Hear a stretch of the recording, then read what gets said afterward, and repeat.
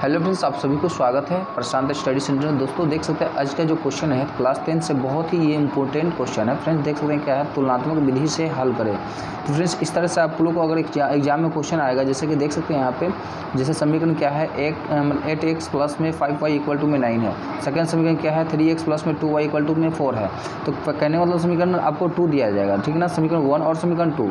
और कहा जाए कि तुलनात्मक विधि से समीकरण को हल करें तो समीकरण कैसे सॉल्व करेंगे।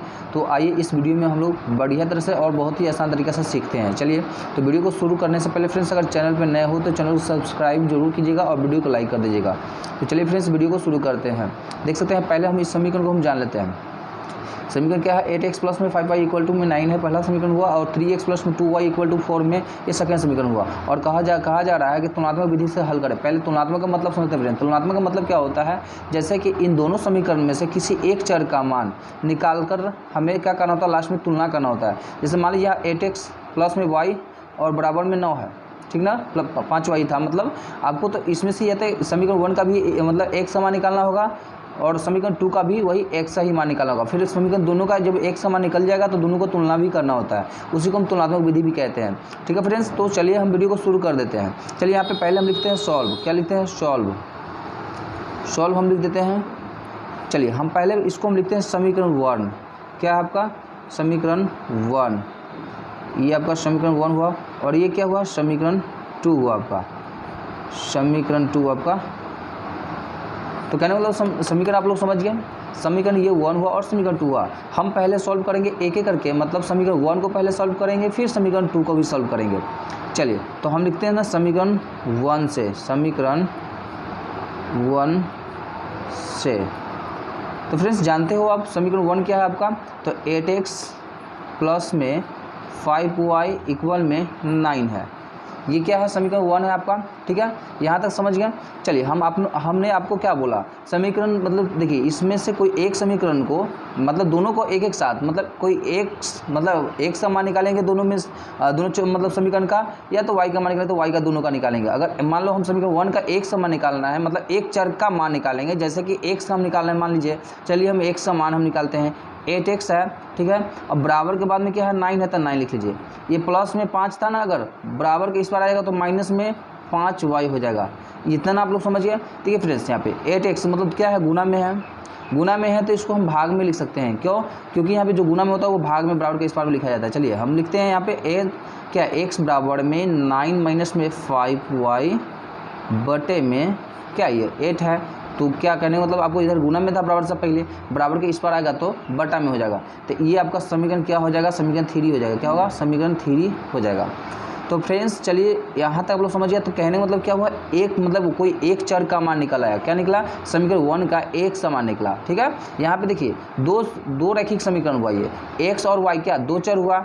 और चर उसी को कहते हैं जिसका मान बदलता है, अचर होता है जिसका मान नहीं बदलता। मान किसका बदलेगा, जो अंग्रेजी का अल्फ़ाबेट जो होता है उसका मान बदलता है, नंबर का तो मान नहीं बदलता है। तो चलिए आपका जो ये निकला, क्या निकला, ये आपका x जो का मान निकला वो समीकरण 3 हो जाएगा, ठीक है। अब चलिए हम समीकरण 2 को सॉल्व करते हैं। तो यहाँ पे लिख सकते हैं ना समीकरण 2 से, क्या लिखेंगे, समीकरण 2 से, समीकरण 2 से।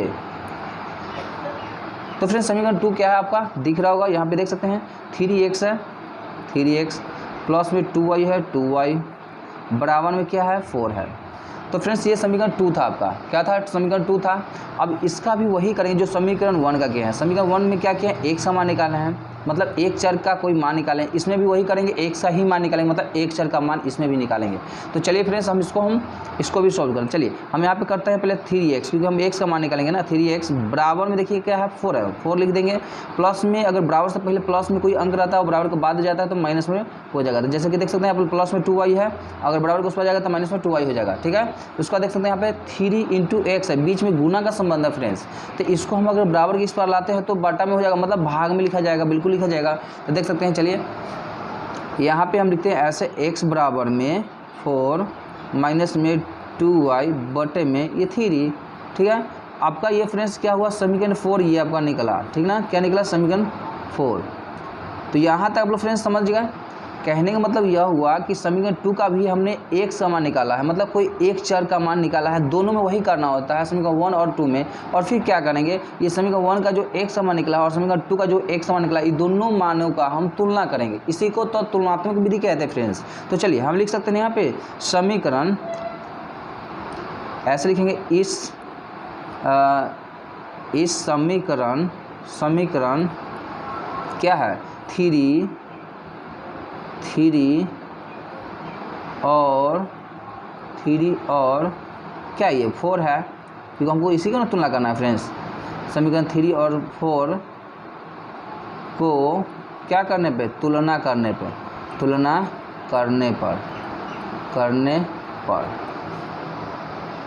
ठीक है फ्रेंड्स। तो समीकरण 1 और 2 को क्या करने पर, तुलना करने पर। तो तुलना कैसे करें फ्रेंड्स, देख सकते हैं यहाँ पे।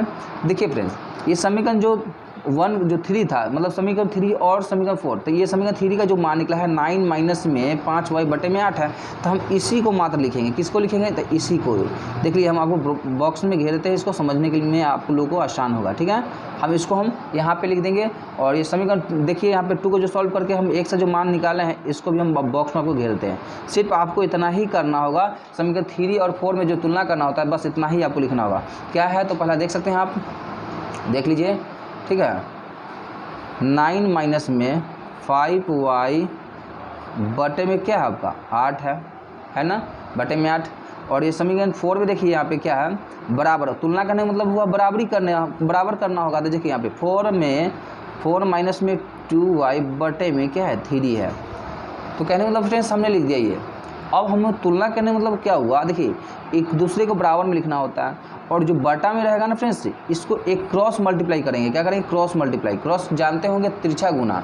ठीक है, तो कैसे गुना करेंगे, चलिए हम यहाँ से भी ये भी कर लेते हैं। चलिए देखिए, ये 3 जो है फ्रेंड्स, हम पहले 3 को हम इस तरह से लिख सकते हैं, कॉलन से बाहर लेंगे। ये माइनस में 9 माइनस 5y ब्रैकेट बंद करेंगे, इक्वल में देख सकते हैं यहाँ पे, इसको भी कॉलन से बाहर रखेंगे। देख सकते हैं 8 है, 4 माइनस में 2y ब्रैकेट में बंद कर देंगे। इसलिए आपको कॉलम लिख दिए कि देखिए, इससे हमको ये दोनों से गुना करना होगा। तिरछा गुना करने का मतलब ये हुआ कि ये 3 से 9 से भी गुना होगा और 5 से भी गुना होगा। और इससे देखिए यहाँ पे 8 से अगर गुना करते तो 4 से भी गुना होगा, और फिर आपको ये 8 से 2 से भी गुना होगा। तिरछा गुना करने का मतलब ये हुआ। ठीक ना, हमने कॉलम में डाल दिया क्योंकि आप लोगों को समझने में आसान होगा। बिल्कुल ही आसान है फ्रेंड्स, बनाने में बहुत ही सिंपल है ये। चलिए अब दोनों को गुना कर लेते हैं। देखिए यहाँ पे 3 से अगर 9 से गुना करते हैं, कितना 3 9 27 होगा। ठीक है, माइनस है तो माइनस होगा, 5 कितना होगा 15 होगा। 15y लिख लीजिएगा। उसके बाद में बराबर है, बराबर कर दीजिएगा। देख सकते हैं 8 चौका कितना होगा 32 होगा, 32 हमने लिख दिया। ठीक है, और 8 दूनी कितना होगा, माइनस में 16 हो जाएगा, 16y हो जाएगा। यहाँ पे आपको एक चीज़ फ्रेंड्स समझ में क्या आ रहा होगा कि देखिए यहाँ पे कहने मतलब हम एक्स वाला को एक तरफ रखेंगे और वाई वाला के एक तरफ रखेंगे। ठीक है, बिल्कुल कर सकते हैं इस तरह से। तो चलिए हम यहाँ पे ये करते हैं, जैसे कि देख सकते हैं यहाँ पे ये पहले आपको एक तरफ कर लेते हैं। जैसे कि लिख सकते हैं यहाँ पे ना, जैसे कि देख सकते हैं यहाँ पे माइनस में 15y है, तो पहले 27 को हम लिख लेते हैं। चलिए 27 है, 27 हम लिख लिया। ठीक है, और ये 32 अगर इस बार में है तो 32 को इधर लाते हैं तो क्या हो जाएगा, प्लस में है तो इधर आएगा तो माइनस में 32 हो जाएगा। बराबर में देख सकते हैं, बराबर के बाद क्या माइनस में 16y है, और ये माइनस में अगर क्या है इधर 15y है, तो बराबर किस आएगा तो प्लस में 15y हो जाएगा। कहने का मतलब यह था फ्रेंड्स, आपको क्या करना था, देखिए जो बिना चर वाला था, जैसे बिना चर वाला क्या हुआ, मतलब 27 है और ये 32 है, तो एक तरफ करेंगे दोनों को, क्योंकि वाई तो ये दोनों का साथ में नहीं है, एक कैटेगरी में रखेंगे दोनों का साथ में कोई मतलब चर मान नहीं लगा हुआ। जैसे एक्स और वाई के नहीं लगा तो एक्स को एक तरफ, और जिसमें वाई लगा हुआ उसको एक तरफ रखेंगे। बात तो यही था। अब देखिए दोनों को घटाइएगा, 27 को 32 से घटाएंगे तो फ्रेंड्स कितना हो जाएगा, तो यहाँ पे आपको तो देख सकते हैं यहाँ पे क्या करना है, 27 माइनस में 32 है, मतलब 27 से मतलब 32 में 27 घटाना है, तो क्या होगा माइनस में 5 होगा। घटाएंगे तो माइनस में 5 होगा। बराबर में क्या है देख सकते हैं यहाँ पे माइनस में 16y प्लस में 15 है। कहने का मतलब यह हुआ कि 16 में से 15 अगर घटाते हैं फ्रेंड्स तो क्या होगा, तो मतलब 1 होगा, मतलब 1y होगा, या माइनस में 1y भी लिख सकते हैं, बिल्कुल लिख सकते हैं। चलिए 1 हम माइनस में लिखते हैं, y क्यों लिखेंगे, क्योंकि देखते हैं यहाँ पे 16 में 15 घट रहा है और 12 का चिन्ह हमेशा लगा रह जाता है, तो ये माइनस माइनस कर कैंसिल हो जाएगा। जो बचेगा वही ना y का मान होगा फ्रेंड्स। क्या बच रहा है आपको देख सकते हैं यहाँ पे y बराबर में 5 तो कहने मतलब क्या हुआ, आपको y का जो मान निकला फ्रेंड्स वो 5 निकला। कहने मतलब एक चर का मान आपको निकल गया, मतलब एक सा जब निकला तो हम y के निकालेंगे, बिल्कुल निकालेंगे। चलिए हम यहाँ पे ही सॉल्व कर देते हैं इसको, देख सकते हैं यहाँ पे। अब लिखेंगे फ्रेंड्स यहाँ पे एक चीज़ आपको समझाए हैं कि समीकरण 2 रहता है, अगर दोनों समीकरण से कोई एक समीकरण में आप मान डाल सकते हैं। जैसे हमने एक सा मान y का मान निकाल लिया है, अब हमें वो एक सा जब निकाले हैं तो y का निकाले हैं तो एक सा निकालना होगा। तो कोई एक समीकरण, दोनों में से कोई किसी एक समीकरण में क्या करेंगे, ये मान जो है इनपुट कर देंगे और इनपुट करके हम उसका भी निकालेंगे। चलिए हम समीकरण 1 में हम मान डालते हैं y का, ठीक ना। चलिए हम समीकरण 1 भी लिख लेते हैं, यहाँ पे देख सकते हैं आप लोग। जैसे समीकरण 1 क्या है आपका, लिखेंगे यहाँ पे समीकरण 1 में y का मान रखने पर तो फ्रेंड्स यहाँ पे समीकरण 1 में हम y का मान रखते हैं। पहले समीकरण 1 लिखते हैं, देख सकते हैं यहाँ पे क्या है, 8x प्लस में 5y इक्वल में 9 है, ये है ना, ठीक है। चलिए अब यहाँ पे देख सकते हैं, यहाँ पे y का मान क्या निकला था आपका, 5 निकला था ना। तो चलिए हम 8x है तो 8x लिखेंगे प्लस में 5, और y की जगह हम ये 5 इनपुट कर देंगे, ठीक है। तो 5 बराबर में 9।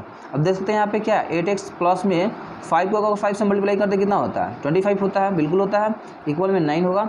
और देख सकते हैं यहाँ पे क्या करना है आपको, देखिए x वाला जो एक तरफ रखना होगा, बिना x वाला एक तरफ रखना होगा। ये समीकरण सिंपल हो गया ना। चलिए 8x बराबर में करेंगे ये 9, और देख सकते हैं यहाँ पे क्या है, ये प्लस में ये 25 है ना, तो बराबर इस पर आएगा तो माइनस में 25 हो जाएगा, बिल्कुल हो जाएगा। अब देख सकते हैं यहाँ पे क्या करना होगा फ्रेंड्स, जैसे कि अगर 9 से 25 घटाइएगा तो क्या होगा आपका, 9 से अगर 25 घटाते हैं तो आपको 16 होता है, कितना, 16। सॉरी फ्रेंड्स यहाँ पे माइनस में 16 होगा, क्योंकि देख सकते हैं यहाँ पे 9 में से अगर 25 में से 9 घटेगा तो कितना होगा, ये बड़ा का चिन्ह हमेशा रह जाएगा माइनस, और कितना यहाँ पे 16 हो जाएगा। अब फ्रेंड्स यहाँ पे देख सकते हैं आप, यहाँ करना क्या होगा, एक चीज़ ध्यान दीजिएगा। जैसे यहाँ पे देखिए 8x जो है ये गुना का संबंध है, इसको हम भाग में लिख सकते हैं, बिल्कुल लिख सकते हैं, क्योंकि हमको एक समान निकालना है ना। तो चलिए यहाँ पे हमने लिख देंगे x बराबर में क्या है, माइनस में 16 है, माइनस में 16 लिख देंगे, बटे में क्या है आपको 8 है। तो इधर था तो जैसे बराबर से पहले क्या था, इंटू में था, मतलब मल्टीप्लाई में था, तो बराबर को उस पर जाएगा तो डिवाइड में हो जाएगा, मतलब बटा में हो जाएगा, भाग में। तो यहाँ पे देख सकते हैं 8 दूनी 16 कट जाएगा, बिल्कुल कट जाएगा। ये माइनस का चिन्ह है तो माइनस का चिन्ह ही रह जाएगा, कितना से कटा है, 2 से कटा है।